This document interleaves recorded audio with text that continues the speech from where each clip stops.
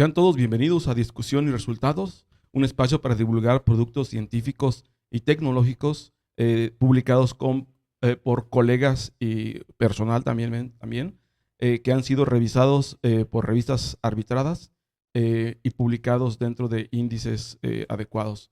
Este espacio lo comparto con el doctor Juan Manuel Prado Lázaro. Si gustas presentarte, Juan. ¿Qué tal, doctor? Buen día a todos los que nos ven, nos escuchan en este nuevo capítulo. Como bien lo dices, soy el Juan Manuel Prado Lázaro, ingeniero en materiales y doctor en ciencias de la ingeniería.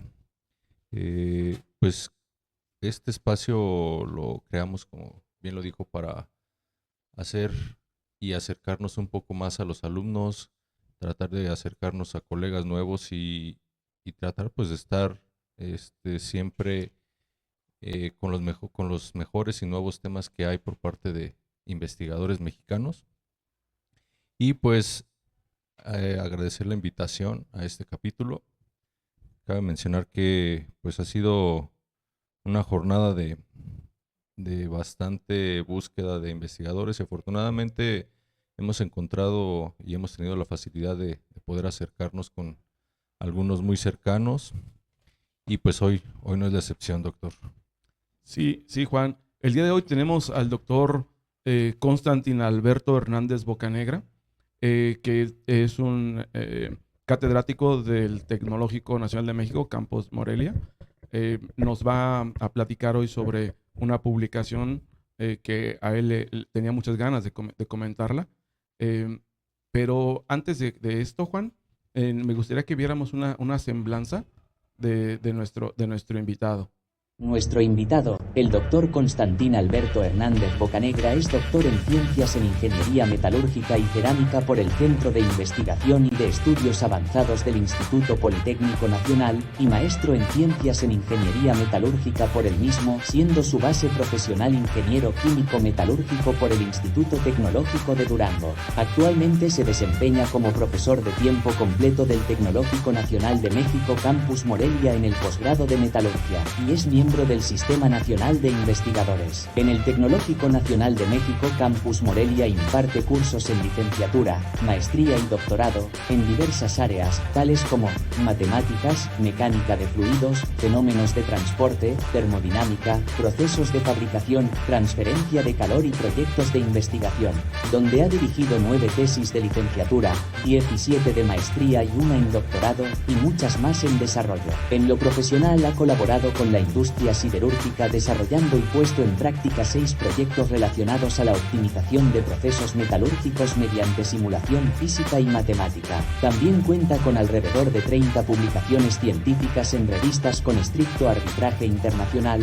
de las cuales 26 se encuentran indicadas en el Journal Citation Report. El doctor Constantin Alberto Hernández Bocanegra tiene un fuerte compromiso con la formación de recursos humanos, vinculación con la industria y la difusión de proyectos de ciencias básicas y aplicadas a través de su participación en congresos nacionales e internacionales, publicación de artículos indexados en Journal Citation Report y revistas arbitradas, además de ser miembro de la comunidad de la Association for Iron y Steel Technology. Y en lo personal se enorgullece de ser entrenador de un equipo infantil de béisbol en Morelia. Doctor Constantin, bienvenido a este espacio de divulgación. Por favor, preséntate con la audiencia. ¿Qué tal? Muy buenos días. Muchas gracias por la invitación a ambos doctores, doctor Juan, doctor Israel. La verdad, encantado de estar con ustedes en su programa, en su podcast, que yo creo que es un gran esfuerzo el que han hecho. Y bueno, pues considero que para el público en general es un espacio, ¿no? Donde se da a conocer la ciencia, las actividades que hacemos, porque siempre queda olvidado esa parte, ¿no? Nos ven como siempre dando clases o metidos en el laboratorio. Sin embargo, pues este tipo de espacios son un puente, ¿no? Para que la comunidad sepa de las actividades que hacemos. Doctor, pues bienvenido. Gracias por el tiempo y darse la oportunidad de visitarnos aquí a este pequeño podcast, este espacio. Y pues para ir así como comenzando un poco, no sé si haya algo de lo que no se mencionó en su semblanza que nos quiera comentar. O algo por ahí que se nos haya olvidado meter, que nos quiera decir. No, muchas gracias. Sí, no, yo creo que está muy bien la semblanza. Bueno, es parte de lo que hemos estado realizando a partir tenemos ya por cumplir 10 años aquí en Morelia. Pero encantado de lo que hago, feliz con el grupo de trabajo que me tocó estar y pues más que más. Sí. Sí, bueno, pues ahorita que lo menciona, ya 10 años pasaron muy rápido este tiempo. Este, pues no sé si nos pudiera decir cómo es que llegó aquí para que la gente que nos está viendo y escuchando, bueno, se menciona que no es de este estado específicamente, cómo llega, cómo encuentra el tecnológico en ese momento, perdón, y cómo lo ve ahora, cómo se ha desarrollado, cómo se ha sentido en este tiempo aquí. Sí, mira, bueno, pues yo soy del estado de Durango, soy oriundo de allá, de un pueblito que se llama Cuencame, Durango. Y bueno, me tocó estudiar, como ya dice en la semblanza, la licenciatura en el estado de Durango y la maestría en el doctorado en Saltillo, ¿no? Coahuila. Posteriormente estuve en Ciudad Victoria, 2 años estuve trabajando allá en la Universidad Politécnica y luego ya se abrió el programa de Cátedras CONACYT, hoy llamado Investigadores por México, donde tuve la oportunidad de ingresar, ¿no? Participé y bueno, me tocó la fortuna de venirme para el Tecnológico de Morelia.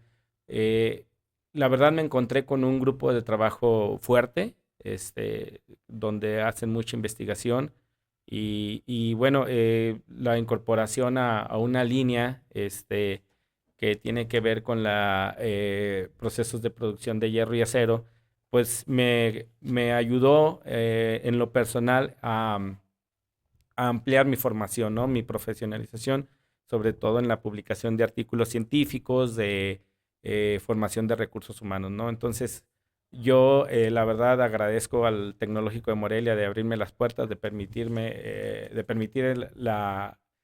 bueno, un ambiente muy, muy solidario en cuestiones de trabajo, de apoyo académico, de apoyo institucional. Entonces, pues satisfecho, ¿no? Con todas las amenidades que me han dado. Muy bien, doctor, pues muchas gracias por ahí. Sabemos pues que conforman un buen grupo de trabajo junto con el doctor Ángel Claro. que ya estuvo aquí con nosotros, entre otros doctores más y alumnos que también ya han venido a exponer algunos de los temas que trabajan en conjunto con usted. Doctor Israel, pues vamos a entrarle un poco a esto del podcast como tal, ¿no? Sí, así es, doctor Juan. Pues hoy tenemos un trabajo del doctor Constantin, que es el que vamos a discutir el día de hoy. El trabajo se llama Measurement of Heat Flux in Dense Air Mix Cooling, Part 1, a Novel Steady State Technique, el cual fue publicado en la revista Experimental Thermal and Fluid Science. Doctor, la dinámica que manejamos en este podcast de discusión de resultados es que primeramente el doctor Juan y yo comenzamos a tratar de explicarle al público en nuestras palabras lo que entendimos de tu paper. Después de allí, nosotros vamos a comenzar a hacerte preguntas y para las respuestas siéntete en confianza de usar el tiempo que gustes y también de solicitar unas ayudas visuales y que también trataremos de adelantarnos a que nos las pidas porque ya tenemos preparadas las ayudas visuales que tú vas a necesitar en tu paper. Y si quieres algún detalle o alguna aclaración o un acercamiento a las imágenes, por favor déjanoslo saber.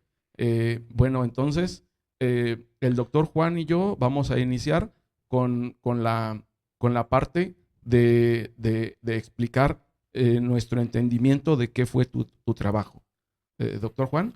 Sí, gracias, doctor. Bueno, pues en este trabajo se presenta una técnica para caracterizar el enfriamiento de agua-aire en nebulización en superficies a temperaturas de 200 hasta 1200 grados, mientras se someten a intensas condiciones de pulverización de modo que el flujo de calor podría alcanzar valores superiores a los 10 megawatts. Bueno, tal cual lo comenta, doctor, aquí en su trabajo, introduce un nuevo método de estado estacionario en una región local de una niebla pulverizada con aire que incide sobre una superficie expuesta en un disco de platino caliente.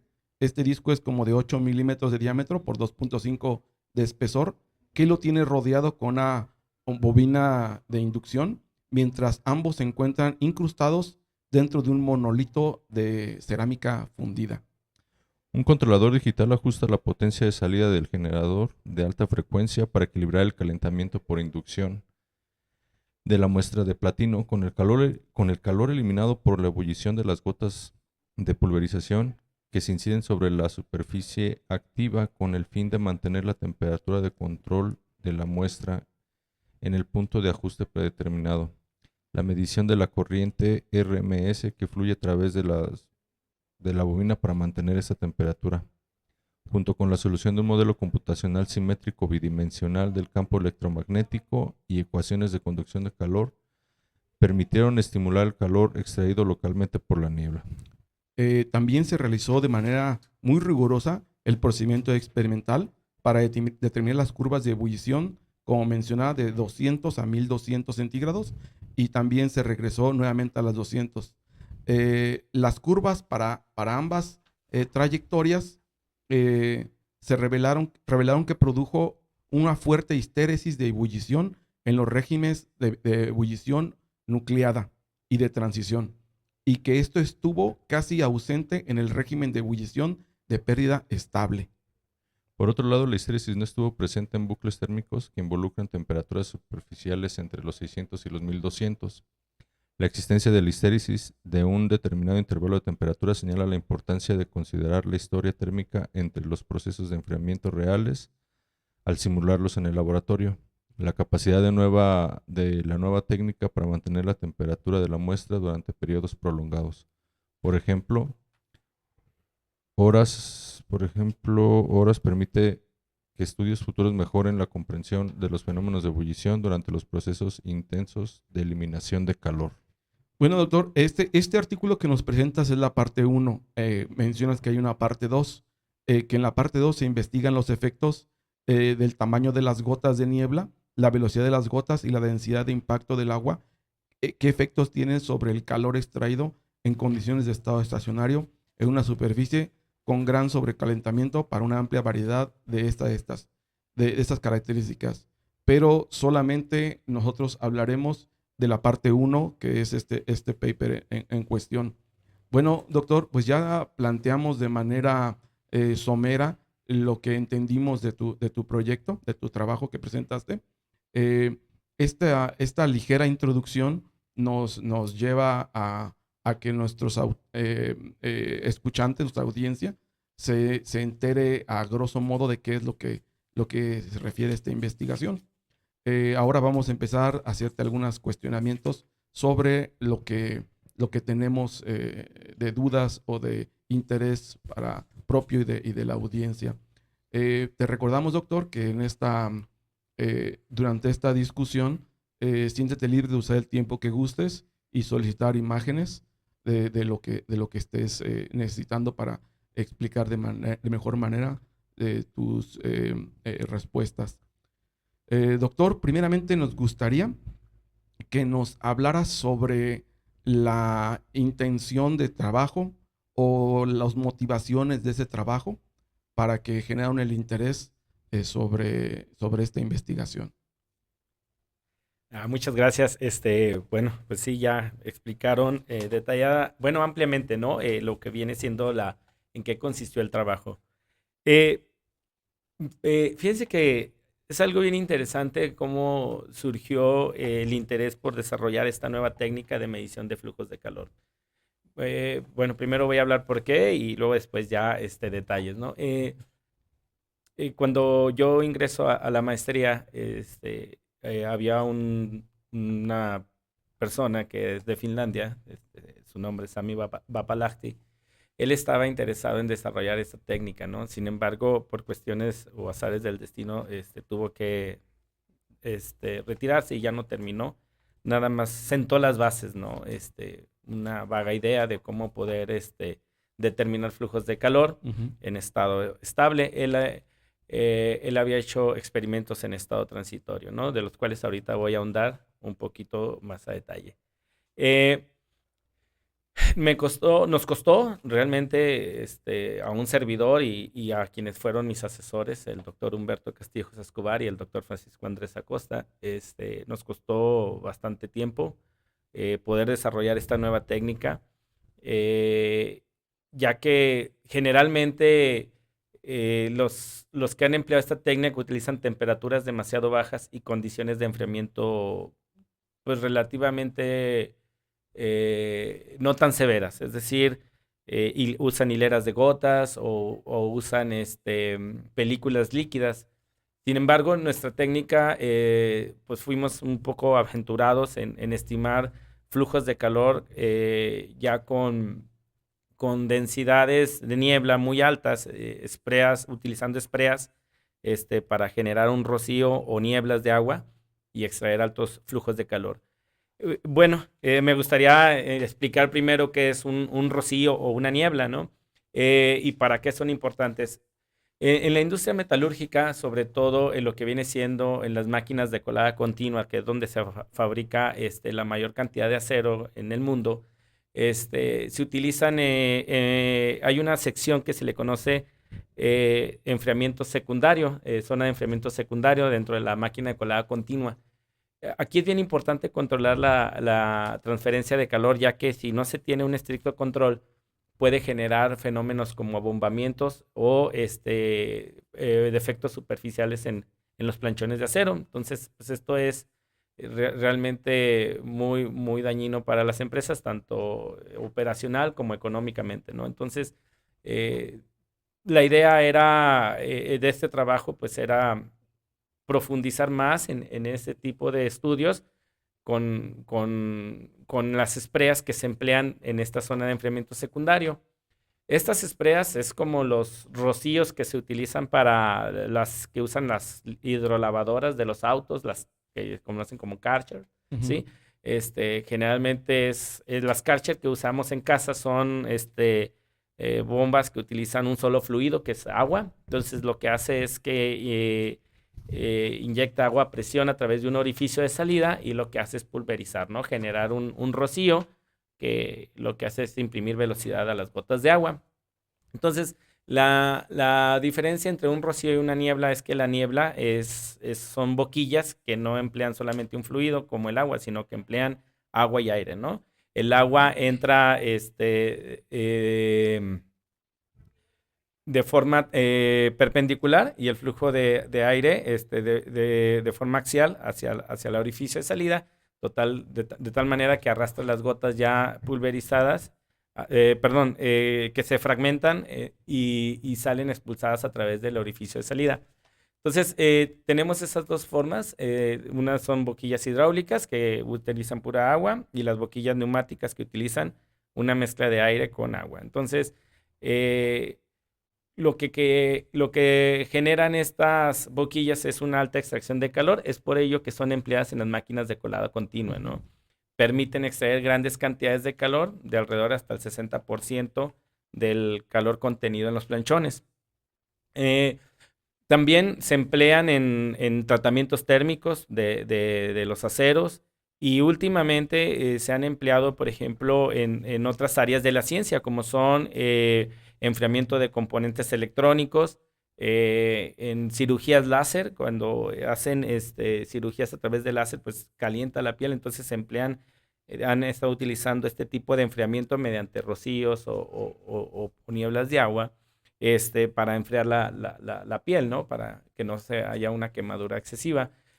También se han empleado para enfriar tanques de almacenamiento de combustibles para evitar problemas de explosiones y también en reactores, ¿no? En reactores nucleares. Entonces, realmente es una ciencia, es un sistema de extracción de calor muy eficiente y ya que permite extraer altos flujos de calor de hasta 10 megawatts por metro cuadrado. Entonces, es por ello la importancia de este trabajo. Ahora bien, A lo largo de la historia, para estimar flujos de calor, es muy común utilizar, o era muy común utilizar la técnica de estado transitorio, ¿sí? En estado transitorio es una técnica en donde metemos una muestra a un horno, una mufla, y la llevamos hasta la temperatura deseada, ¿no? Después, esta muestra se extrae y se expone a un medio de enfriamiento, ¿no? Y a través del problema inverso de conducción de calor se estiman los flujos de calor y la temperatura en la superficie. Eh, la otra técnica que se emplea es un método en estado estable. A diferencia del estado transitorio, donde el enfriamiento es continuo a través del tiempo, en el método de estado estable lo que se busca es mantener la temperatura constante al mismo momento que se le está extrayendo calor.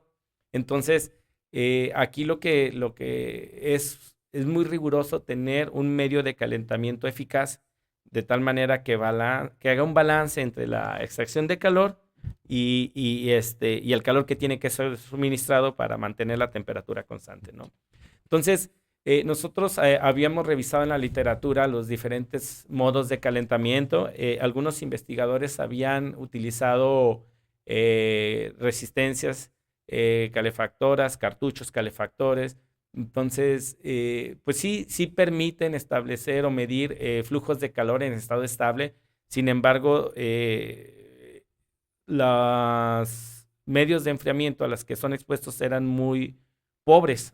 Pobres me refiero a que no extraen tanta cantidad de calor, ¿sí? Entonces, la intención de nosotros era conocer con boquillas que sabemos y se sabe debido a las mediciones en estado transitorio que extraen grandes cantidades de calor por los diferentes fenómenos de ebullición que están presentes, pues ver qué pasa, ¿no? En estado estable y los fenómenos en la superficie. O sea, no nada más es, ya medí la extracción de calor, sino a ver qué está pasando en la superficie, ¿no? Cómo se comporta la curva de ebullición convencional. Recordemos que esta curva de ebullición es súper importante en los fenómenos o estudios que tienen que ver con temple. Esta curva de ebullición la creó, o curva de Nukiyama, se creó en la década de los 30, creo, 1937, 1938, por japonés, ¿no? Entonces, esta curva describe las diferentes etapas que sufren los procesos sometidos a temple, y son 4 regímenes diferentes, ¿no? Entonces, que los voy a explicar más adelante conforme vayamos avanzando en el artículo. Entonces, bueno, la intención de este trabajo surge por esa necesidad de conocer los fenómenos que estaban pasando en la superficie, de obtener esos flujos de calor sometidos a altas temperaturas, porque como también les comenté, estos medios calefactores realmente no alcanzaban temperaturas tan altas, ¿no? Y en nuestro sistema experimental, pues lo pudimos llevar desde 200 grados centígrados hasta 1200 grados centígrados. ¿Por qué a esta temperatura tan alta? Bueno, pues porque nuestro interés era caracterizar los medios de enfriamiento que se utilizan en los planchones de acero, ¿no? Entonces los planchones de acero salen a temperaturas aproximadas a los 1200 grados centígrados durante la zona de enfriamiento secundario. Entonces, pues ese era el objetivo, ¿no? Ver qué fenómenos estaban presentes, qué régimen prevalecía a lo largo del enfriamiento. Y bueno, contrario a lo que se había publicado, que era muy difícil hacer esta técnica por las altas demandas de extracción de calor que generan estas boquillas, pues nos propusimos ese reto de evaluar, ¿no? De primero establecer la técnica, que fue, les comento, alrededor de 4 años, 5 años, o sea, fue parte de la maestría, parte del doctorado, la mitad del tiempo del doctorado, en poner a punto la prueba, ¿no? Porque si bien teníamos resultados, pero no eran reproducibles. Sabemos que una técnica experimental tiene que ser reproducible siempre, ¿no? Tenemos que obtener resultados similares, si no, pues la técnica no es buena. Entonces, pues sí nos costó tiempo y afortunadamente, pues lo pudimos llevar a cabo. Muy bien, doctor. Bueno, pues vamos a entrarle también a la parte de ver cómo ocurre toda esta parte del de la experimentación, de cómo se realizó. Y pues me gustaría si nos pudiera platicar un poco sobre el equipo que se utilizó para esta investigación. Y tengo entendido pues que se construyó un banco de pruebas para poder cuantificar la transferencia de calor. ¿Qué nos puede decir de esto, doctor? Sí, gracias, doctor Juan. Mira, realmente, bueno, yo creo que esa fue la parte crucial. Como te comenté ahorita, fueron 4 años de poner a punto. Estuvieron otros compañeros con un servidor también, que ellos hicieron tesis de maestría. Y bueno, fuimos probando diferentes configuraciones. No sé si puedas poner la figura, doctor. Mira, la parte crucial, yo creo que aquí podemos ver el sistema experimental del que estábamos hablando. Me gustaría primero enfocarnos en en la ampliación de lo que viene siendo la probeta de medición, donde se muestra la bobina y la muestra de platino. Exactamente. Bueno, mira, doctores, aquí les comento, ¿no?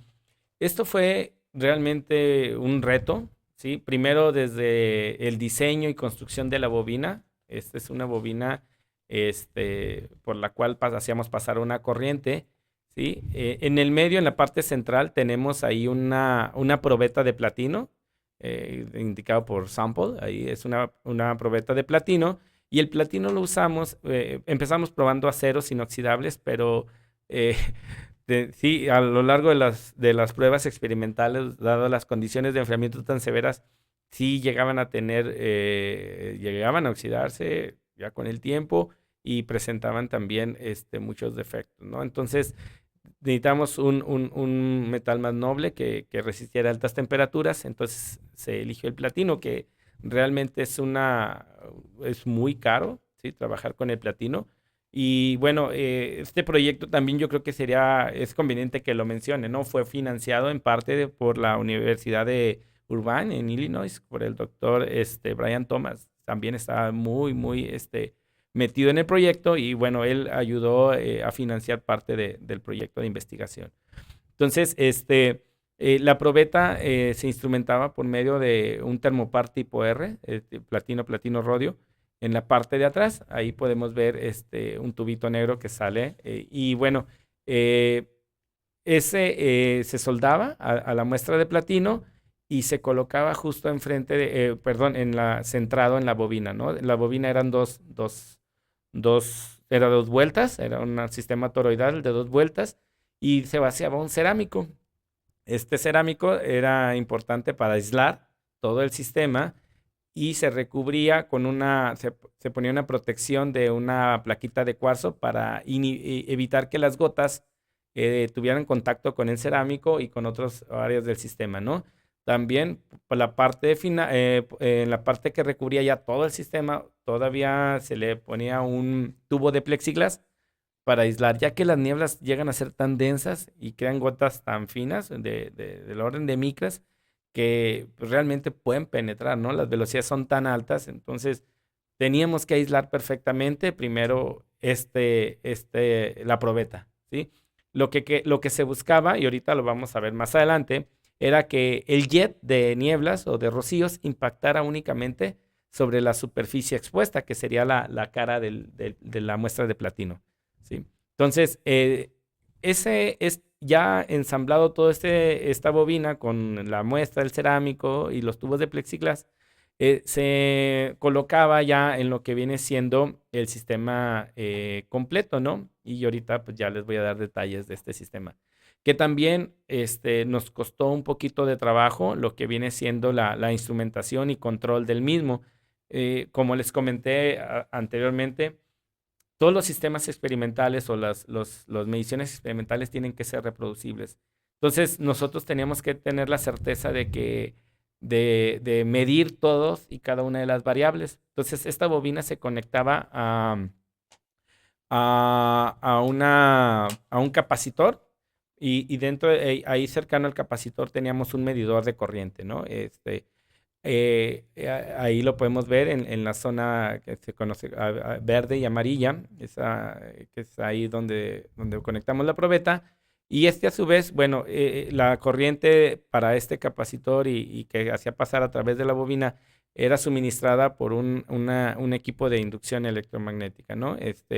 De alrededor de 5, no recuerdo la capacidad, pero bueno. Es un generador de alta frecuencia que nos permitía alimentar corriente a través de la bobina y era la fuente de calor, básicamente, ¿no? Entonces, la corriente que pasaba a través de la bobina, así como las temperaturas dentro el agua que pasa a través de las bobinas, toda esa información era alimentada a un sistema de adquisición de datos junto con el termopar. El termopar de la muestra iba conectado a un controlador de temperatura. Entonces, cuando nosotros decíamos, vamos a calentar a 100 grados, el sistema mandaba la potencia y llegaba en cuestión de segundos a los 100 grados, ¿no? Entonces, yo una vez llegando a los 100 grados, se mantenía constante la temperatura y así hacíamos las rampas de calentamiento, ¿no? De 100, 200, 300 hasta los 1200. Y bueno, ese era nuestro sistema de adquisición de datos y de control.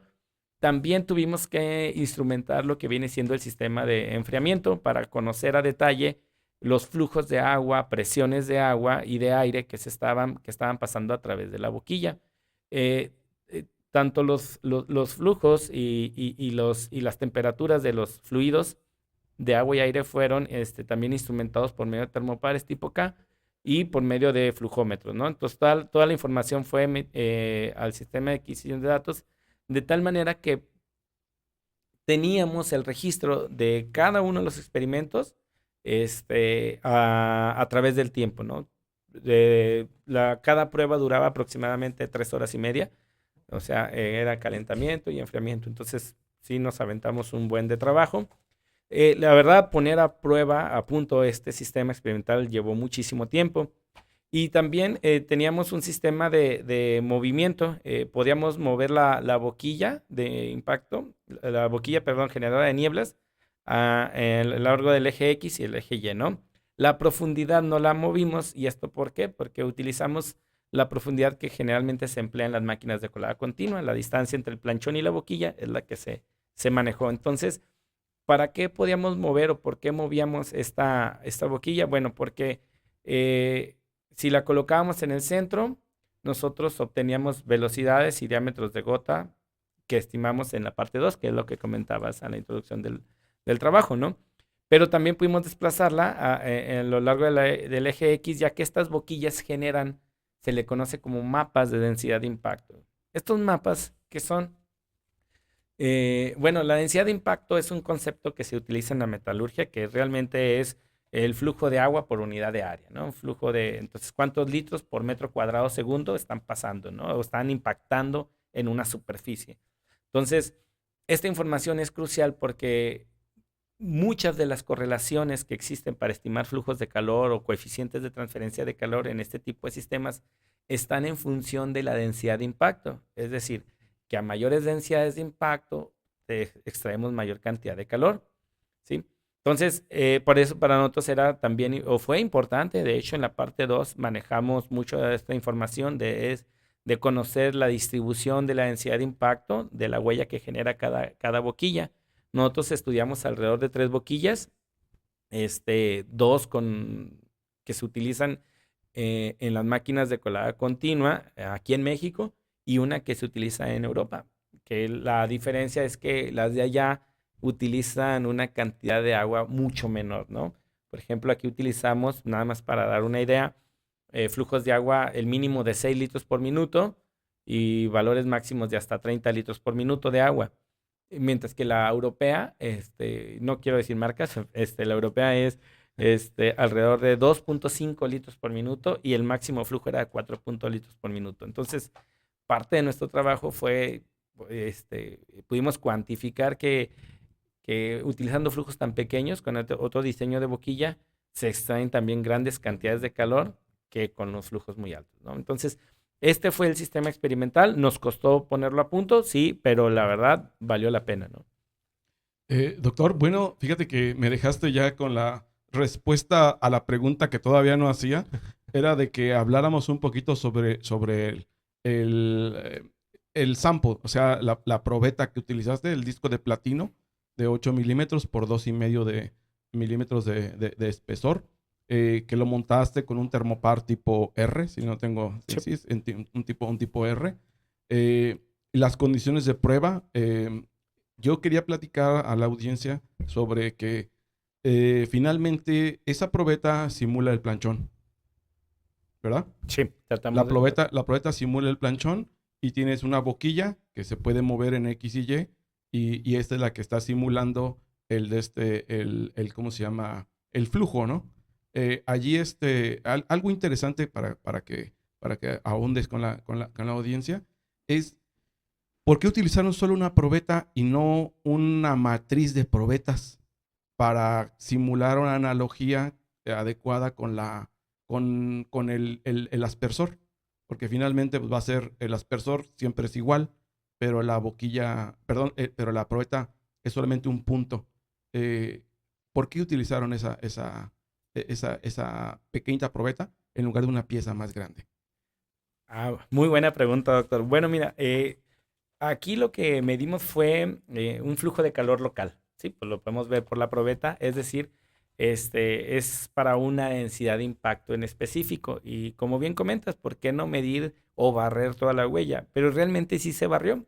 O sea, como te comentaba, en el sistema experimental te permite mover en la dirección X y Y, que realmente lo que genera son mapas que son como huellas. Entonces vamos a tener diferentes densidades de impacto si nos movemos hacia la periferia de la huella o del rocío. Entonces, si nosotros movemos, vamos a suponer 2 centímetros, vamos a tener una densidad de impacto distinta, pero también se midió. O sea, todo se midió, se barrió tanto en X como en Y esas densidades de impacto. Entonces, mm, eh, era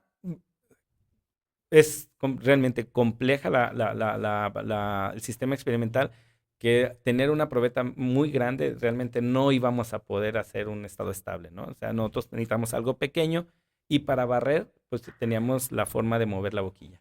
Sí, vamos, que lo que hacían ustedes era, en lugar de tener una probeta grandota, un área muy grande, mueven el aspersor para simular que está otra región del aspersor incidiendo en otra región del planchón. Ese movimiento relativo es lo que hacían. Bueno, pues muchísimas gracias por la respuesta, doctor Juan. Sí, yo también tengo una duda como más o menos por el estilo del doctor, pero transportando esto un poquito antes de pasar a mi pregunta del artículo, me surgió ahorita,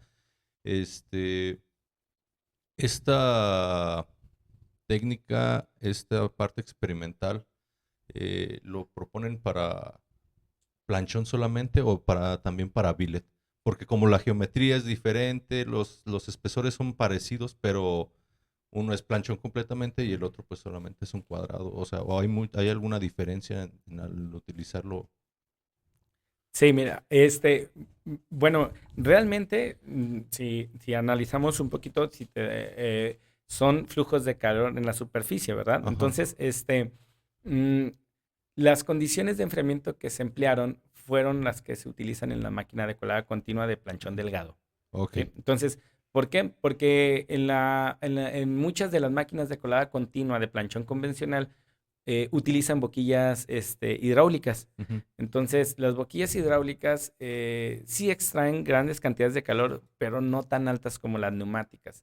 ¿Por qué? Porque es el aire el que fragmenta aún más las gotas y las expulsa con una velocidad muy alta, ¿no? A través. Ajá. Entonces, mm, aquí el interés de este trabajo fue determinar los flujos de calor, determinar los fenómenos que suceden en la superficie, es decir, qué está pasando. Y puede ser utilizado para esta técnica, o sea, tú la puedes usar para cualquier tipo de condición de enfriamiento. Lo únicamente tienes que cuantificar las mapas de distribución, tener la boquilla adecuada, ¿no? Ok. Gracias, doctor. Bueno, Doctor, vemos que en el análisis de los datos experimentales se consideró la media cuadrática para hacer consideraciones de estabilización de los valores que se ajustan a las ecuaciones empleadas. Esto para obtener un conjunto de una trazabilidad, perdón, entre la simulación y el modelo físico. Específicamente se presenta en la figura número 2. ¿Nos puede platicar un poco de esta figura, doctor? Sí, claro. Mira, realmente, bueno, este trabajo, aparte de lo riguroso que fue la construcción de la probeta y la ubicación o que estuviera bien centrada dentro de la bobina, este es muy sensible, ¿sí? Incluso hasta los tamaños de la bobina, ¿no? Pues si podemos ver ahorita la figura que indicas, mira, ahí podemos ver cosas muy, muy detalladas de las dimensiones, ¿no? De hecho, cada bobina, cada bobina que se empleó durante esta investigación, al final, para poder determinar los flujos de calor con precisión, se destruían, pero no se destruían de la forma de deshacerse de ellas, sino que se cortaban por secciones y se medía detalladamente los diámetros de cada una de las tanto internos como externos de la toroide, de la bobina. De ¿Por la qué? espiral. Ajá. Sí, de la espiral. ¿Por qué? Porque es bien importante para estimar los flujos de calor, ¿no? Y ahorita de tu pregunta que me haces, pues aquí voy a detallar. Mira, esta figura lo que es el dominio axisimétrico que se empleó para determinar los flujos de calor. Eh, lo que podemos ver aquí son medidas de las dimensiones del monolito, del cerámico, perdón, de la bobina, de la muestra de platino. Y bueno, pues así a grandes rasgos, ¿no? Las dimensiones. Pero también podemos observar las condiciones de frontera que se emplearon para resolver la ecuación de flujo de calor. Podemos ver que, por ejemplo, en la parte superior se utilizó un flujo de calor por convección natural, porque estaba en contacto con aire, y luego en la parte posterior también. Ahora, en la probeta, donde tenemos el sample, la probeta, la cara que está expuesta, ahí se utilizó un flujo de calor combinado. Ahorita vamos a ver más adelante esta ecuación, ¿no? Que es realmente interesante. También se empleó una condición de frontera de que el calor que emanaba de la probeta hacia el cerámico se disipaba también en la boquilla en la bobina de cobre, ¿no? Entonces, parte del calor que se generaba por el efecto Joule, permitía calentar la muestra, pero también calentaba parte del cerámico. O sea, lo calentaba realmente, ¿no?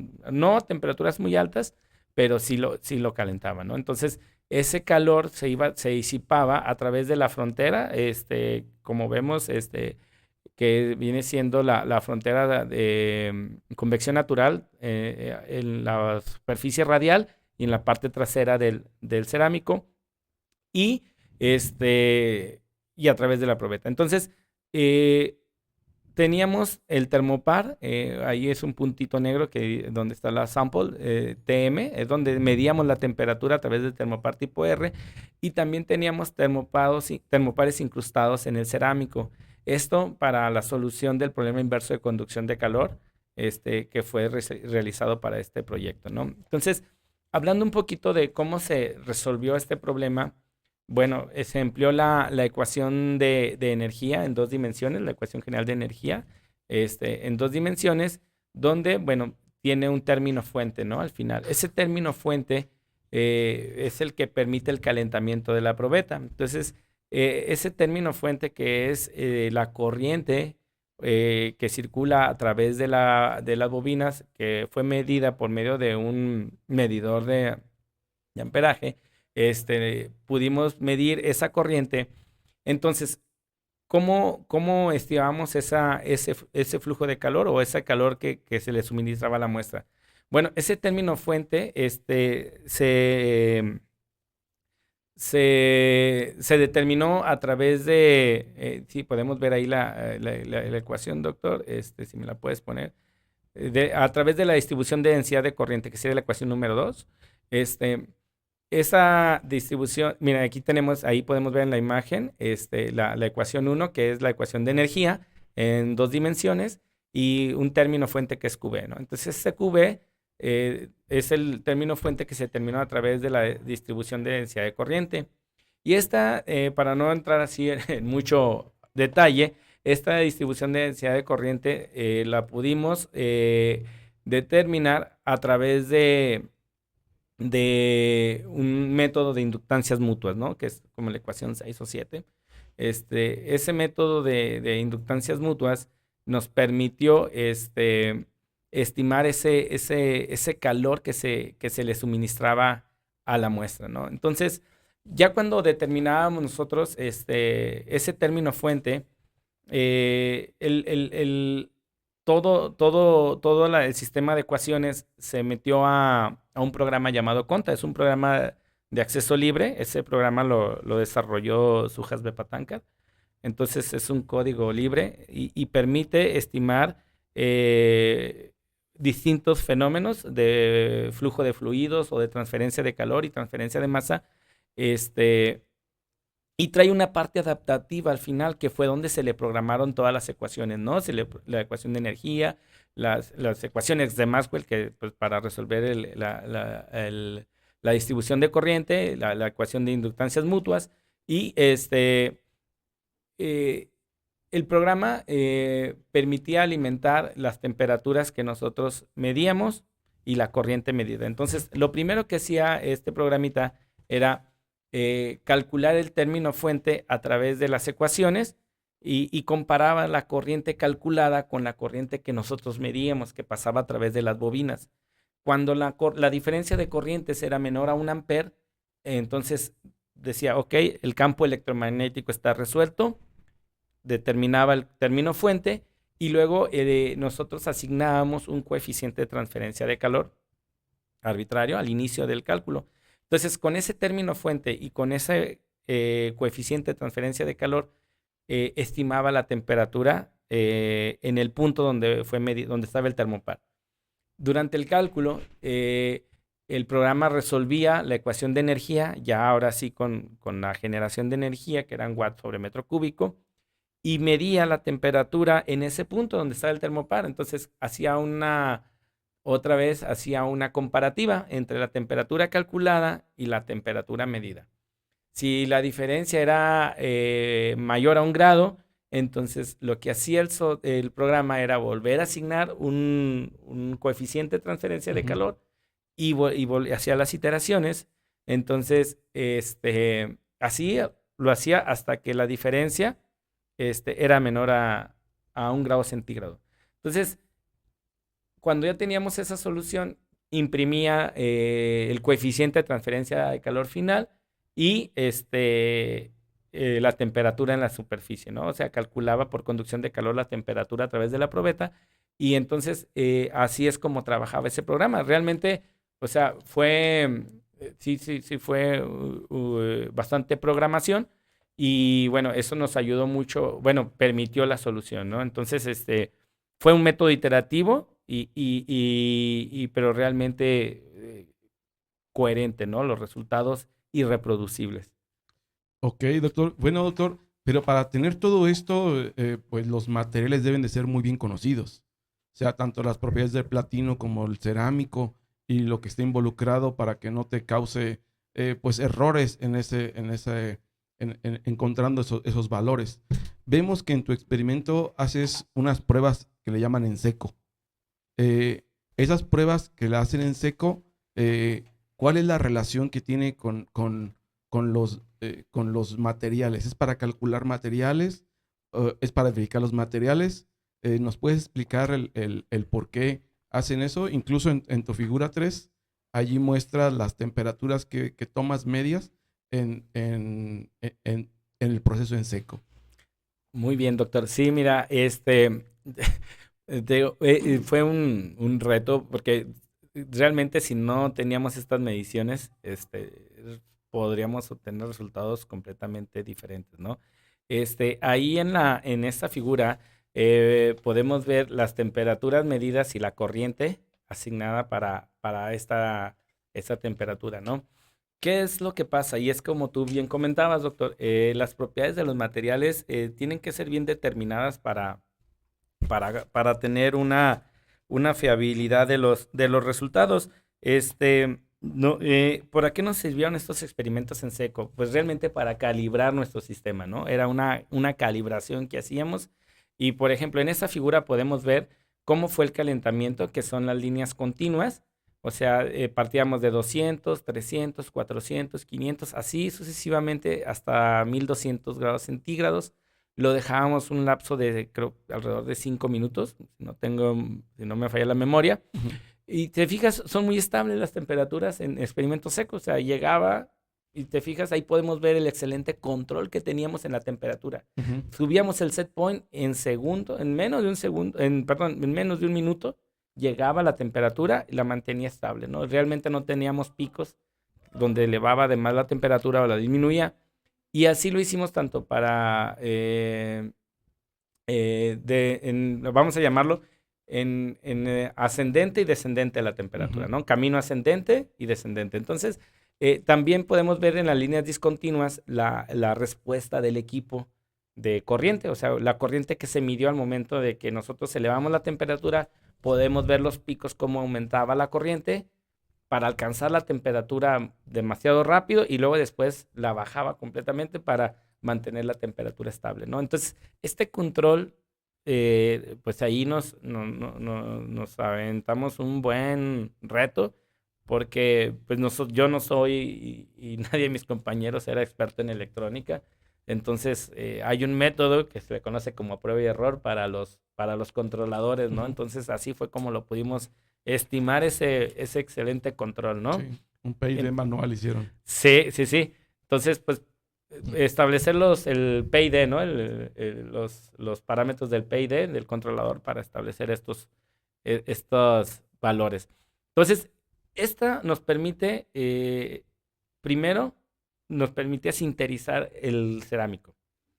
¿Y por qué es importante el cerámico? Porque el cerámico, pues, cuando lo vaciábamos, pues, utilizábamos agua.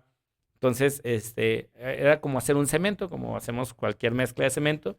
Utilizas este cerámico, echabas agua y luego lo vaciabas, hacías un molde, como si fuera de yeso, de cemento. Ujú. Y bueno, ahí sinterizábamos. ¿Por qué era importante sinterizar y por qué?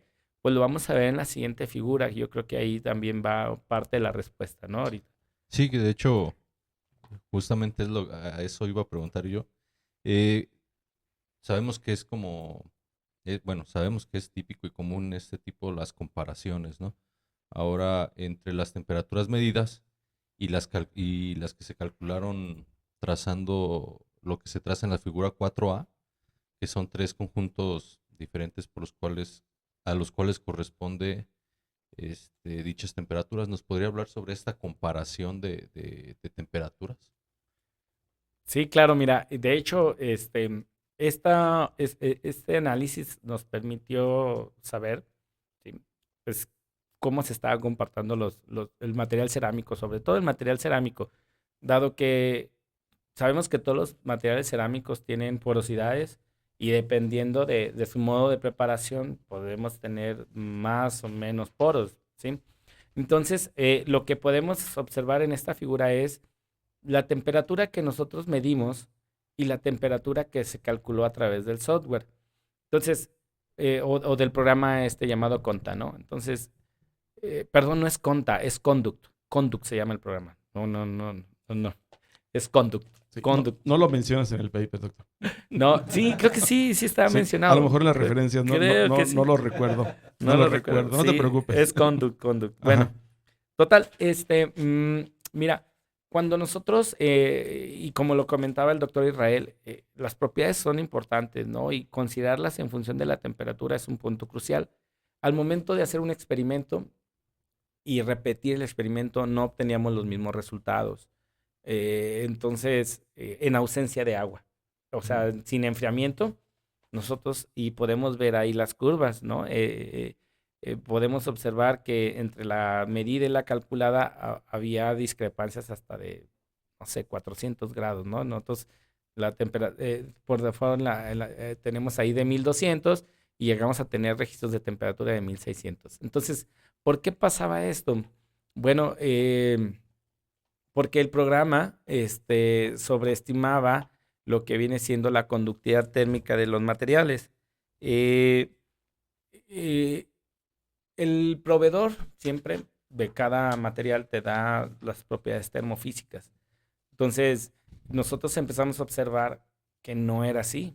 O sea, porque no era coherente. O sea, tú hacías una solución analítica y no te daban los resultados. Entonces, lo que hicimos fue determinar la conductividad térmica de los cerámicos y vimos que efectivamente esta varía en función de la temperatura y ahí podemos ver en estas curvas, ¿no?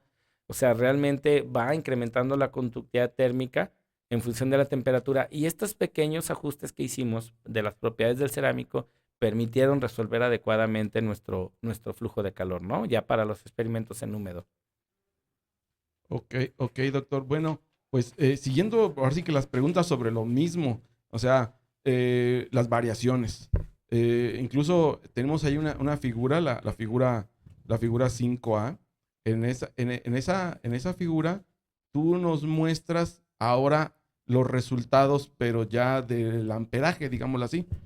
Eh, Tenemos diferentes discrepancias involucrando el agua, los caudales, el aire, aunque ustedes mantienen constante o bueno, controlada el flujo y la presión, pero pues sí tienes alguna variación derivada a la misma calidad del agua en ese momento, imagino por alguna dureza o alguna situación del tipo, así como también el aire, ¿no? El aire a veces lo comprimes y no te resulta igual porque está arrastrando agua, no está perfectamente seco y en sí hay variaciones, ¿no?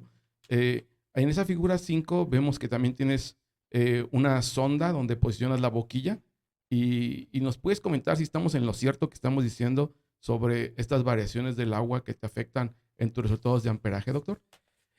Sí, mira, bueno, esta figura 5A, son dos experimentos realizados ya con un jet de nieblas. Ya se utilizó una boquilla neumática y bueno, ahí se utilizó un flujo de agua de 0.041 litros por segundo y una presión de aire de 300 kilopascales, ¿no? O sea, y estas condiciones de flujo nos dio una densidad de impacto de 9.1 litros por metro cuadrado, litros sobre metro cuadrado segundo. Estas fueron las condiciones que se emplearon en la boquilla para generar la niebla. Y lo que vemos en las curvas son realmente dos experimentos.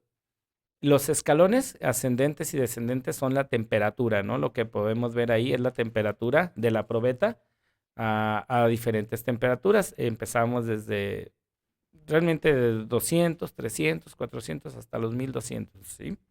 Y lo que vemos en las curvas que suben inmediatamente y luego empiezan a disminuir y luego vuelven a subir, que son las curvas, creo que son discontinuas, perdón, son continuas. Las curvas continuas, esas son las mediciones de corriente para dos experimentos. Podemos ver que hay temperaturas en las que se tiene mayor variación, ¿sí? Generalmente son las temperaturas durante el calentamiento que oscilan entre los 200, 300 y 400 grados centígrados. Ahí es donde se tiene mayor consumo de potencia. Entonces ahí podemos ver también un poquito más de diferencias, ¿no? Pero ¿por qué sucede esto? ¿Por qué sube tanto ahí la potencia? Bueno, pues porque como más adelante lo vamos a explicar, es parte o es el comportamiento de una curva típica de ebullición, ¿no? Entonces, durante el régimen de ebullición y nucleación, se genera una mayor transferencia de calor, entonces por eso es donde demanda mayor energía. Entonces, lo que hacemos aquí, lo que vemos aquí es realmente un análisis de cómo se está comportando nuestro sistema bajo la misma condición experimental, pero a diferentes días, ¿no? Entonces, lo que queríamos analizar aquí primero es en qué tiempo se estabilizaba nuestro sistema, es decir, podemos ver, por ejemplo, en la figura 5B, el detalle de la corriente medida en los últimos, durante 5 minutos, creo que eran 7 minutos o 5 minutos, no recuerdo bien, pero ahí podemos ver cómo subía la corriente y luego después empezaba a disminuir hasta que, si podemos ver ahí dice últimos 120 segundos. Esos últimos 120 segundos los podemos ver también a detalle en la figura C.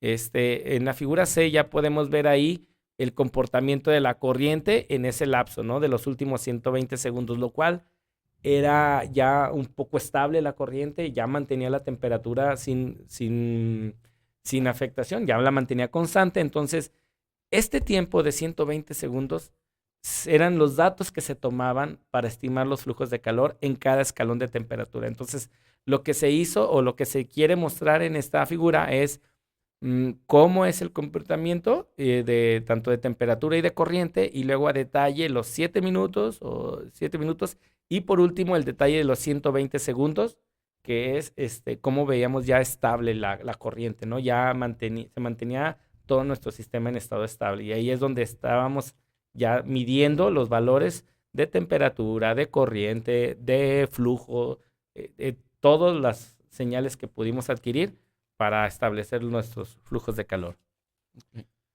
Muy bien, doctor Constantín. Bueno, algo interesante en el artículo es que no encontramos un apartado como tal de discusión de resultados, pero sí encontramos un apartado dedicado a la evaluación del sistema de medición, donde la W es la densidad de impacto del agua, y esta fue determinada con un patrón y dimensión medio del volumen y una velocidad de volumen media también.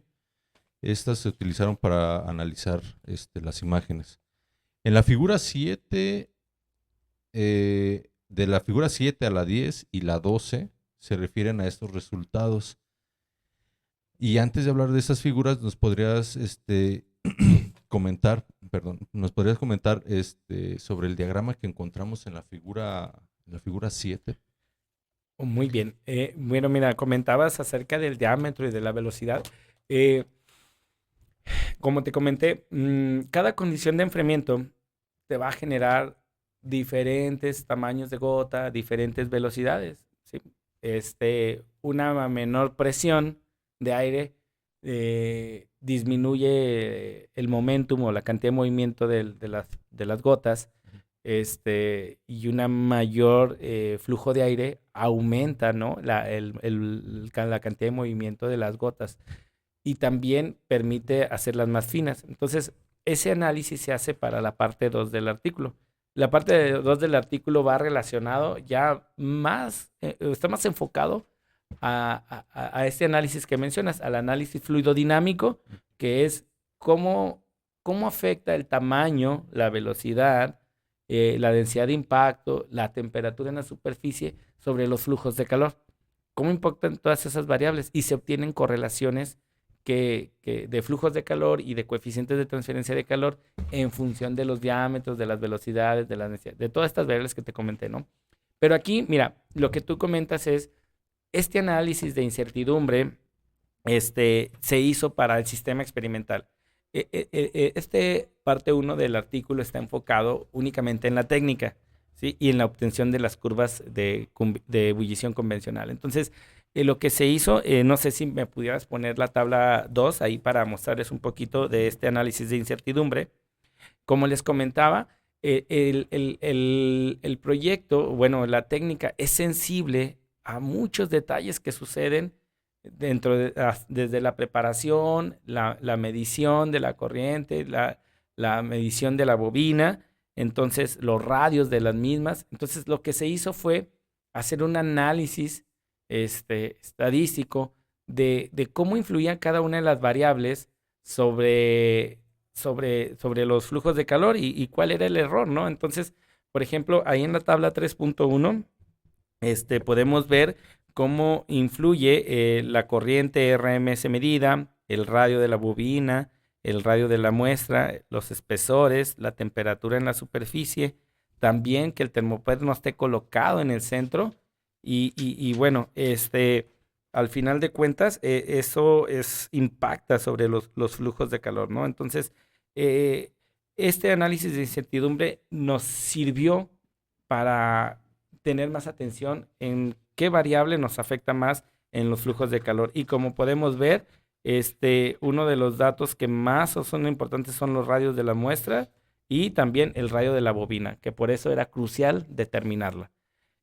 También se hizo un diagrama de Sankey para ver la distribución de la corriente total. Miren, en ese diagrama podemos observar cómo se distribuyó el 100%, ¿no? O sea, de todo el calor o toda la potencia que mandaba el equipo, se disipó el 17.2% aproximadamente en el enfriamiento por rocío. O sea, bueno, en el enfriamiento de la probeta, ¿no? Que una parte es el spray cooling y otra parte es la que se disipa hacia los alrededores, ¿no?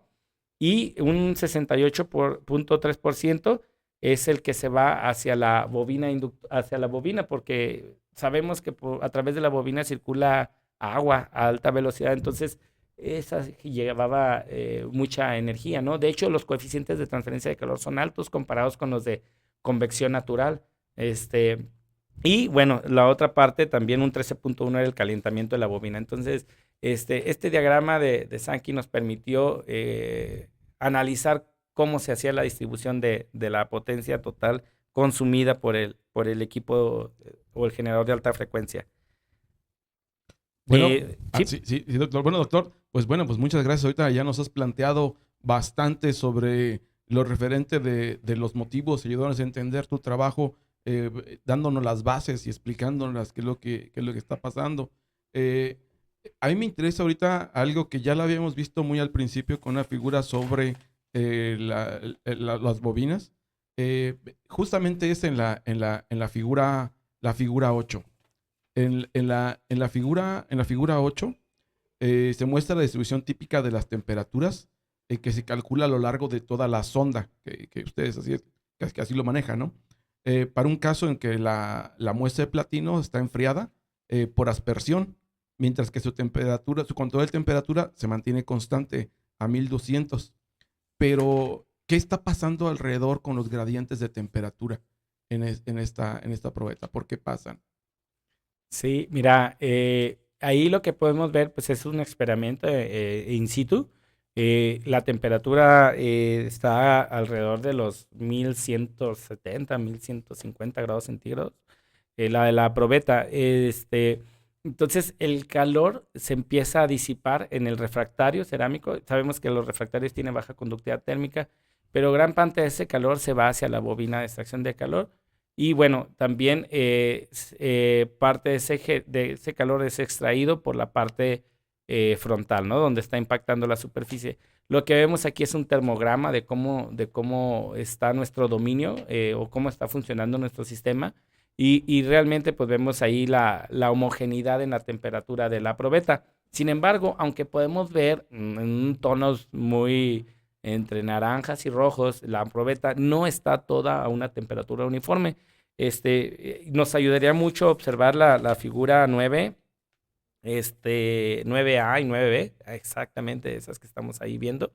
Mira, la figura 9A es como si estuviéramos viendo la probeta de platino de frente, ¿no? Entonces, lo que estamos viendo ahí son anillos de temperatura realmente a los que se encuentra la probeta. Si podemos observar en el efecto de calentamiento Joule es un calentamiento como si fuera de profundidad de piel, ¿no? O sea, empieza por la parte superior de la periferia y se va concentrando hacia el centro. Perdón, se va disipando hacia el centro. Entonces, la parte más caliente siempre la vamos a tener en la parte de la periferia. Es por eso que aquí podemos observar que sí, en la periferia tenemos 1192 grados centígrados, pero va disminuyendo conforme nos acercamos al centro. Estas temperaturas son calculadas por el medio del programa Conduct, ¿sí? Y pues nosotros decimos, ok, está a 1200 la temperatura de la probeta y ustedes pueden decir, caray, pues no, ¿verdad? Yo no veo ningunos 1200 grados centígrados, pero recordemos que el termopar está atrás. Entonces, el equipo está midiendo la temperatura de que nosotros le dimos del termopar, o sea, está leyendo esa temperatura y él está ajustando a esa temperatura.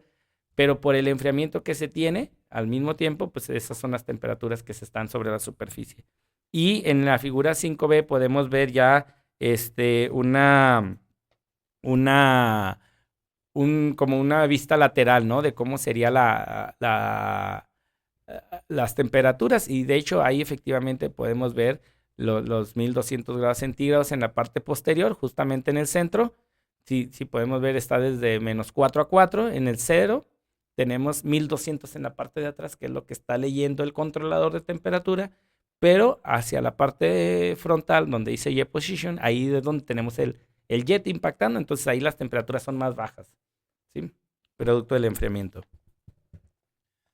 Doctor, bueno, la figura 10 nos muestra también igual las curvas de ebullición que son calculadas a partir de la corriente eléctrica cuadrática media que pasa a través de la bobina. Esta representada está en la figura 5, que se representaron anteriormente en la figura 5A, perdón. Explica que los valores de flujo de calor de ebullición están representados en esta figura y que corresponden solo al componente de convección de ebullición. ¿Nos puede dar a detalle, o nos puede detallar, mejor dicho, esta figura en cuestión? Claro, mira, doctor Juan. Ya cuando nosotros obtuvimos esta figura, realmente dijimos, ya lo logramos, ¿no? Esta curva es una curva típica de ebullición convencional. Si nosotros podemos ver la literatura reportada anteriormente, pues son curvas muy semejantes. Aquí lo que graficamos son el calentamiento desde 200 grados centígrados hasta 1200 grados centígrados y su flujo de calor correspondiente a cada una de las temperaturas, ¿no? Podemos ver en esta figura los 4 diferentes regímenes que se presentan en las curvas de ebullición. Bueno, aquí vemos 3, ¿no? Porque realmente como la temperatura ya inmediatamente a los 200 grados centígrados nosotros ya tenemos el régimen de ebullición en nucleación. ¿Qué es esto? Y voy a poner un contexto para que como es un programa abierto al público, lo voy a explicar en una forma más sencilla, ¿no? Más coloquial. Sí, nosotros cuando calentamos agua en una ollita, podemos llevarla, prendemos la estufa, ponemos el agua, y si somos atentos, vamos a empezar a observar que conforme aumenta la temperatura, va a llegar a un punto donde coloquialmente o en la forma común se le dice, ya está hirviendo el agua, ¿no? Ese término es cuando nosotros también acá le llamamos ebullición, empieza a ebullir, ¿sí? Entonces ahí estamos, se le conoce como la temperatura de saturación. Entonces ahí en ese punto, nosotros si somos bien meticulosos y empezamos a ver la superficie de la ollita, vamos a empezar a ver que se generan pequeños núcleos de vapor y que después ascienden, ¿sí? Es exactamente lo mismo. Ese régimen de ebullición y nucleación son la generación de esos embriones o núcleos de vapor que se generan y emergen. Entonces, este incremento en la generación de núcleos de vapor eleva los flujos de calor considerablemente. De hecho, es donde se extraen grandes cantidades de calor hasta llegar a un punto máximo, que es, ahí lo podemos ver en la curva que le conocemos como CHF, ¿no? Ese CHF, por sus siglas en inglés, es Critical Heat Flux o flujo de calor crítico, que es decir, el máximo flujo de calor que logramos extraer. Ahí en ese punto hay un punto de inflexión, cambia ya la curva, si podemos ver, empieza a disminuir la pendiente, ¿sí? ¿Y esto por qué pasa? Porque los núcleos de vapor se van generando ya, como la temperatura de la superficie va aumentando, estos núcleos de vapor ya se empiezan a formar como tipo parcelas. Estas parcelas ahí empiezan ya a inhibir el líquido con la superficie caliente. Entonces, no permite ya que el flujo de calor sea tan eficiente, entonces empieza a disminuir ese flujo de calor y empezamos a observar que llega hasta un punto que se le conoce como otro cambio de pendiente, ¿no? Ahí podemos observar. Y bueno, esa disminución desde el critical heat flux, que es el máximo flujo de calor, y luego tenemos, llegamos a un mínimo, ese se le conoce como régimen de ebullición en transición, porque está cambiando la mojabilidad de la superficie, ¿no? Estamos generando ahí, tenemos barreras de vapor. Entonces, en ese punto donde vuelve a cambiar la curva, ese se le conoce como temperatura de Leidenfrost o punto de Leidenfrost. Y marca el inicio de que ya nuestra superficie está completamente protegida por una barrera de vapor, una capa de vapor. Entonces ya inhibe el contacto del líquido con la superficie caliente y por eso los flujos de calor sí aumentan, pero de forma menos severa, ¿no? Entonces el calentamiento ya se debe al fenómeno radiativo y principalmente y al fenómeno de conducción de calor a través de la capa de vapor. Entonces, en esta curva, bueno, hicimos calentamiento y como ya habíamos dicho, enfriamiento. Y podemos ver que durante el enfriamiento, únicamente en la zona de alta temperatura tenemos el mismo comportamiento, ¿no? Después, los flujos de calor se quedan por debajo que durante el calentamiento.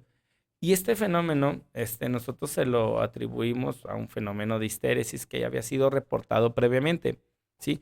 Pero si podemos ver la imagen para explicar un poquito qué fue lo que consideramos que estuvo pasando durante esta transición del calentamiento y luego enfriamiento, podemos ver en la siguiente figura, Sí. no sé si me la puedas Sí. poner, doctor. Ok, justamente hacia allá va la pregunta ahorita, doctor. Ujú. No estaba interrumpido. Te iba a decir, mira, aquí tenía preparada yo la pregunta hablando o preguntándote sobre los esquemas que tienes de las diferentes momentos de la nucleación o la ebullición de los líquidos. Bueno, aquí tienes la figura, doctor. Sí, gracias. Mira, ahí lo que mostramos en la figura son dos trayectorias, ¿no? Dice RPAT, que es rising, aumento de Ajá. la trayectoria, o trayectoria de un aumento de la temperatura, y lowering, ¿no? Ya cuando venimos disminuyendo la temperatura. Entonces, también se muestran los diferentes regímenes y etapas que nosotros mostramos en las curvas de ebullición. Entonces, como les comentaba ahorita, ¿no?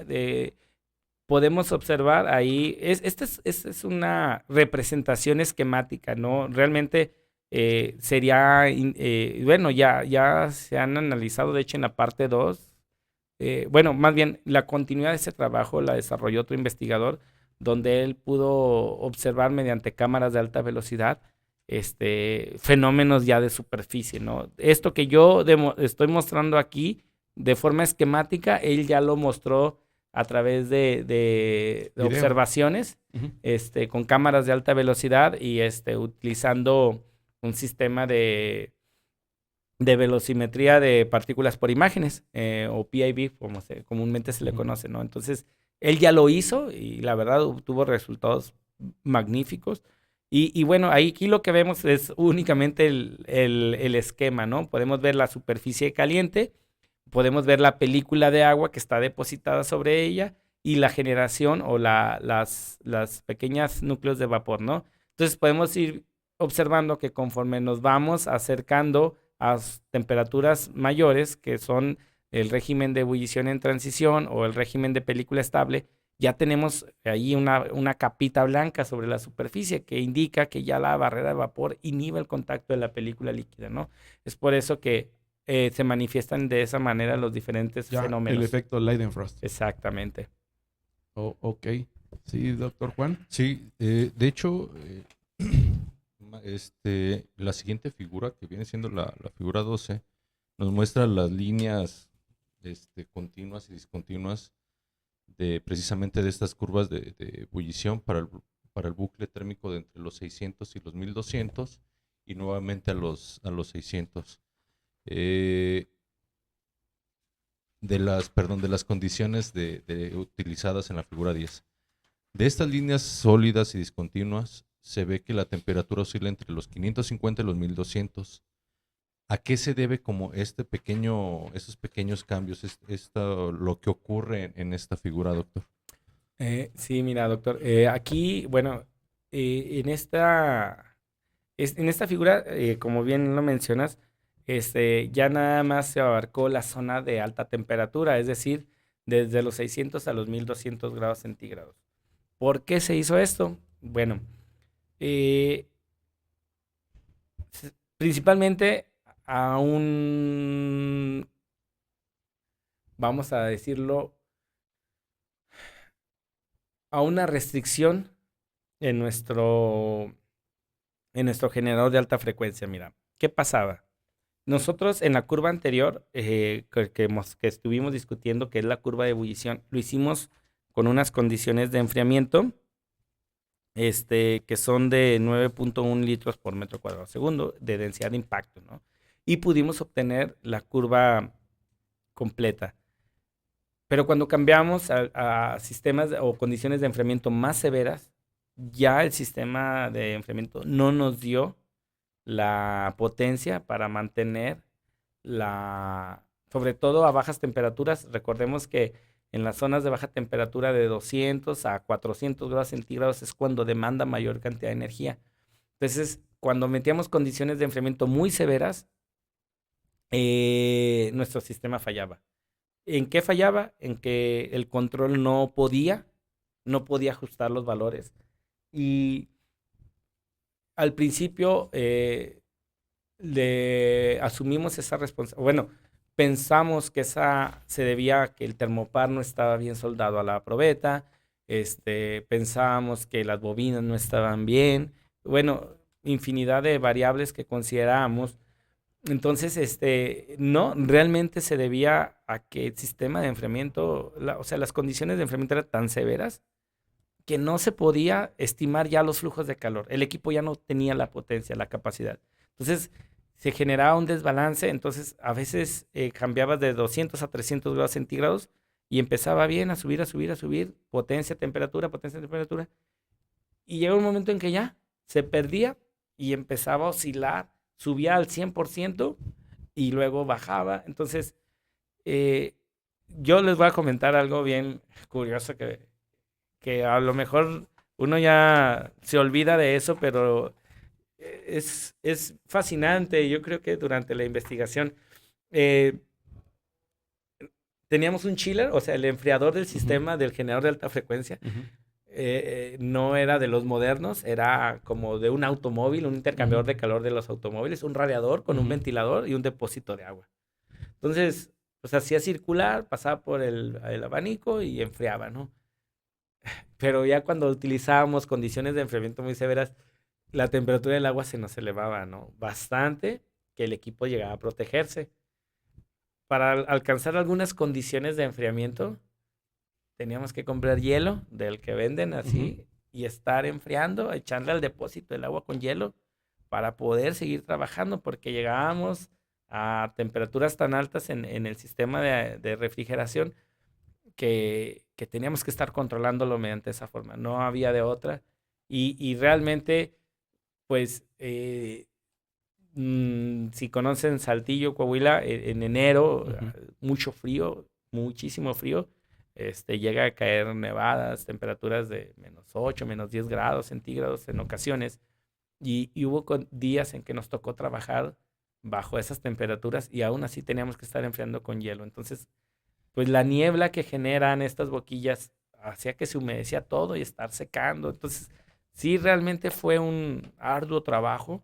Y bueno, ya la segunda parte del proyecto se enfocó en este tipo de curvas, en analizar ahora sí las zonas de alta temperatura, porque como te comentaba, nos interesaba conocer o estimar los flujos de calor asociados, ¿sí?, a las máquinas de colada continua. Entonces, realmente son desde 1200 hasta 600, 700 grados centígrados que sale el planchón. Y es por eso que ya nos enfocamos a analizar y estimar flujos de calor en esa zona, ¿no? Que obviamente después una sugerencia que nos dieron revisores de los manuscritos, que sería muy importante analizar las zonas de baja temperatura, pero son las más cruciales, o sea, son completamente complejas. Y la verdad, bueno, aquí ya lo que se analizó, y en eso consta la parte 2 del artículo, es estimar los flujos de calor para zonas de alta temperatura, para una gran cantidad de condiciones de enfriamiento. Y ahí ya no tenemos ese problema, porque podíamos partir de 600, 700 grados centígrados. Habíamos pasado ya lo que viene siendo el critical heat flux, entonces ya no teníamos esa manifestación. Ahí ya se generaban rápido estas barreras de vapor, ¿no? Entonces nos permitía hacer sin ningún problema los experimentos. Y lo bueno ya en esta zona también, que no requiere tanto flujo de calor, o sea, ya no es tan alta, podemos ver ahí valores entre promedio de 4, 4.5 megawatt por metro cuadrado, cuando en las zonas anteriores, en las zonas de baja temperatura, andábamos alrededor de los 8, 9, llegué a estimar hasta 11, 12 megawatt por metro cuadrado en algunas condiciones que me permitió el equipo, ¿no? Entonces ahí podemos ver también una disminución en el error, porque la prueba no se hizo una sola vez y ya no, se hizo algunas por triplicado, otras por hasta 5 veces se tuvieron que reproducir, porque teníamos que tener la certidumbre que el sistema, independientemente del día, independientemente de la hora, su reproducibilidad tenía que ser efectiva. Entonces, otra cosa que también les quiero comentar, que no está en el artículo porque esto se publicó después, fue un fenómeno asociado a la calidad del agua de enfriamiento. Este artículo también ya está publicado, y tiene que ver cómo variaban estas curvas de enfriamiento, no solamente por la condición misma, sino también por la calidad del agua. Allá es bueno, el pozo de agua que alimentaba nuestro sistema era bastante lleno de sales, era un agua muy dura. Ujú. Y veíamos que al principio sí hacíamos los experimentos bien, pero veíamos que no eran consistentes. Al día siguiente hacíamos otro experimento y los flujos de calor bajaban considerablemente. Pues, ¿qué está pasando, no? Pues si es misma condición, pero a detalle empezamos a observar que se le formaba una costra de sal en la superficie, ¿sí? Debido a la temperatura, impactaba el jet, el agua, evaporaba el agua y la sal quedaba depositada. Entonces no sale en el sistema experimental, pero se le equipó con un sistema desalinizador. Se metió un equipo para eliminar las sales, de tal manera que también se hizo un estudio sobre la calidad del agua ya después del impacto, y eso pues cambió considerablemente, ¿no? Ya nos permitió también hacer experimentos muy reproducibles, y bueno, pues fue el éxito de la técnica, ¿no? Para nosotros fue un reto, porque fue complicado, y sobre todo porque la mayoría de los investigadores mencionaban que era imposible hacerlo. Ok. Bueno, doctor, ya que te vemos con ganas de estar hablando del trabajo que siguió y de la parte 2 y de lo que te faltó de incluir en este paper, antes de seguir hablando de eso, ¿qué concluimos con tu paper? Después de un trabajo físico, matemático, simulación, ¿qué concluyes con en tu trabajo? Sí, muchas gracias, doctor. Mira, la conclusión de nuestro trabajo fue principal que se logró establecer una técnica en estado estable para estimar flujos y coeficientes de transferencia de calor que fueran reproducibles bajo condiciones de enfriamiento severas. Así, con esas palabras puedo resumir a grandes rasgos.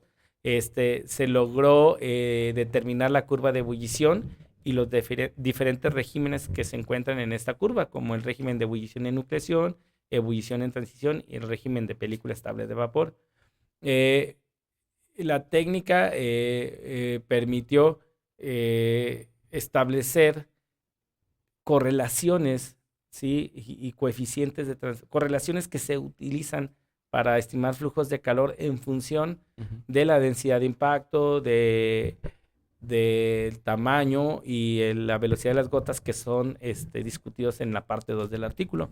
Entonces, consideramos que lo fundamental fue el poner a punto esta técnica. Ok. Bueno, doctor, entonces, pues con esto ya concluimos la discusión de tu paper. Estuvo muy interesante. Muchísimas gracias por compartir con nosotros detalle, porque platicamos aquí con el doctor Juan y muchos invitados que muchas veces nuestros papers tienen problemas de que pues están al alcance, ¿no?, de todo el mundo y a veces ni nuestros alumnos lo leen y muchas veces lo hacemos dirigido hacia un editor, no hacia un lector del paper.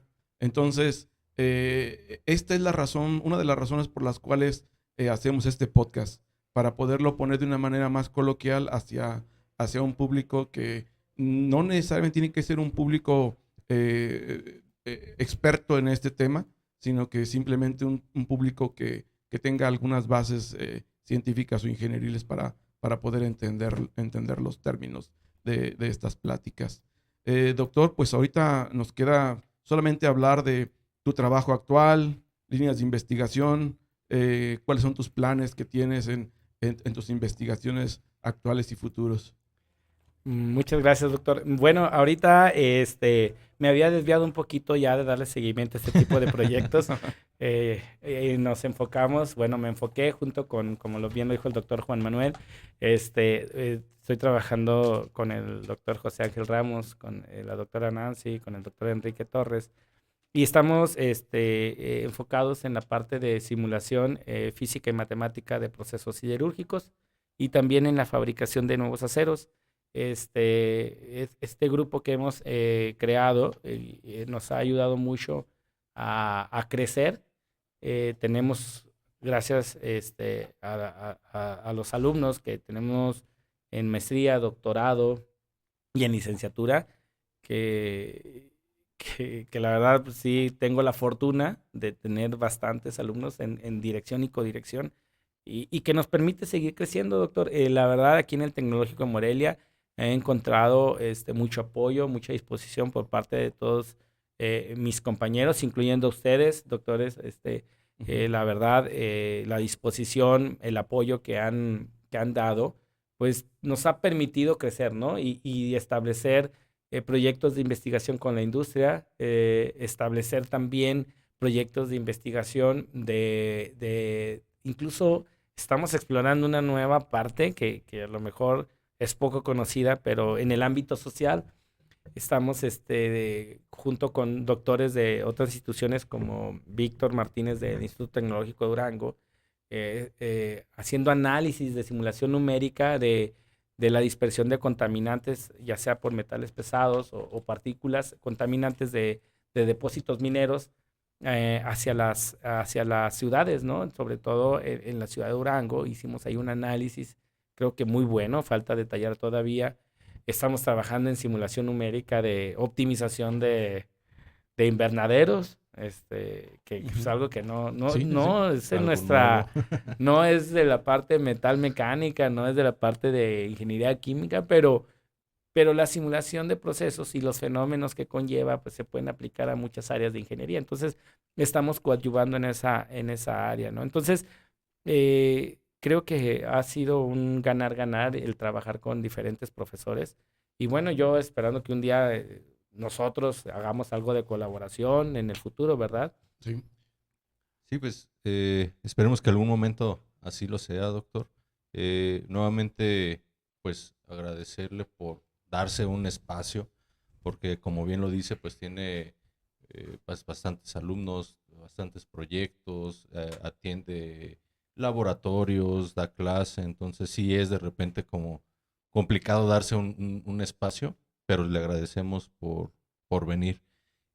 Doctor, como pues a nosotros nos sirve, nos interesa también conocer la parte de cómo se sintió una retroalimentación, qué esperaba antes de venir al podcast y pues cómo se va una vez que termina este capítulo. Muchas gracias. Mira, la verdad, sí venía un poquito tenso, sobre todo porque no había estudiado, no me acordaba ya. Es un artículo ya de hace más de 10 años aproximadamente. Sí. Entonces, ya no recordaba muchas cosas. Ahorita que me empezaron a preguntar, la verdad fue algo que yo disfruté mucho, pero la forma en que ustedes están llevando el programa vaya, da la sensación de comodidad, de sentirse sin presión. Entonces, pues yo la verdad creo que fue muy, muy bien el formato. El formato está cómodo, está, este, da la comodidad a uno como invitado de sentirse libre, ¿no? De expresarse y el apoyo visual que ustedes nos dan, pues ayuda mucho a poder expresar o a poder compartir las ideas principales. Sí. Bueno, doctor, pues muchísimas gracias por estar con nosotros, y gracias por tus comentarios. Ahora también te pedimos de que una vez que salga ¿cómo se llama? Tu entrevista, nos ayudes a divulgar, a difundir este trabajo con alumnos y colegas, porque como decimos, a veces nuestros papers ni nuestros colegas lo leen y ni nuestros alumnos también, porque lo hemos hecho muchas veces para un editor, no para una lectura. Y también buscamos que con este podcast podemos incrementar las citas en los trabajos, ya que con esto podemos llegar a un público más amplio y directo, porque como decimos aquí, el premio Nobel no lo dan por publicar mucho, sino por citas. Entonces necesitamos que nuestro trabajo sea más conocido y divulgarlo en todas partes. Pues ya nos estamos despidiendo, doctor Juan, si gusta despedirse. Sí, como bien lo menciona el doctor, pues le pedimos que nos ayude ahí a difundirlo entre los alumnos, que se una a nuestros canales, tanto el canal del doctor Israel como al propio. Y pues dejaremos en la parte de abajo información básica de usted y de nosotros, como es el número DOI del artículo, el ORCID y el ResearchGate, para que pues la gente pueda encontrar más información de usted, de dónde se le pudiera o dónde se le puede encontrar y los trabajos que ha realizado en este tiempo. Entonces, pues ahí que nos apoye con esa parte. Doctor, pues muchas gracias. Me despido yo de esta entrevista, de usted, y esperemos tenerlo nuevamente por aquí con algún otro artículo o la segunda parte, si es posible, para la siguiente temporada. Entonces, doctor, un placer tenerlo en este capítulo. Muchas gracias a ambos, doctor Israel, doctor Juan Manuel. Miren, yo la verdad, felicitarles a ustedes dos por este trabajo que idearon, lo llevaron a cabo y bueno, lo están presentando. Requiere de muchas ganas de hacerlo, ¿no? Y yo le felicito a los dos, hacer canales de divulgación ahorita para que los jóvenes, para que el público esté enterado del quehacer de nosotros como profesores o investigadores, es fundamental, ¿no? Para incentivar a las generaciones jóvenes, a que México es un país donde se hace ciencia, aún con recursos limitados, pero estamos al nivel de cualquier institución, en lo académico, ¿no? En lo profesional. Podemos competirle a cualquier país en el análisis y discusión de resultados y de generación de conocimiento, ¿no? Incluso incorporado a nuevas tecnologías. Entonces, yo de mi parte agradecerles a ustedes, felicitarlos, la verdad. Ojalá y sean muchos programas, ojalá sean muchos invitados, porque son una gran cantidad de temas, lo que yo he visto de sus canales. Y bueno, yo encantado de regresar con otro tema de investigación ya relacionado a los procesos que estamos desarrollando actualmente. Bueno, pues muchísimas gracias al doctor Constantin, al doctor Juan, a la audiencia, muchísimas gracias. Les recuerdo a la audiencia que la información del DOI del artículo, así como el ResearchGate y el ORCID, tanto del doctor Constantin, del doctor Juan y de un servidor, se encuentran en la descripción de este video. Y pues muchísimas gracias. Nos vemos en el próximo episodio de Discusión y Resultados.